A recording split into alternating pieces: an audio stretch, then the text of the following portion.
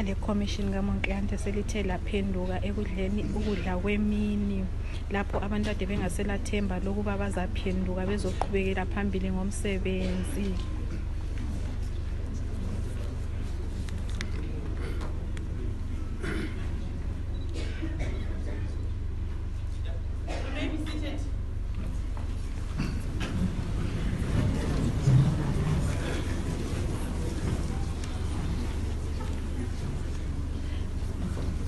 Uhulumende usethe wangezelela inani lamapholisa alinde abantu ngesikhathi befakaza.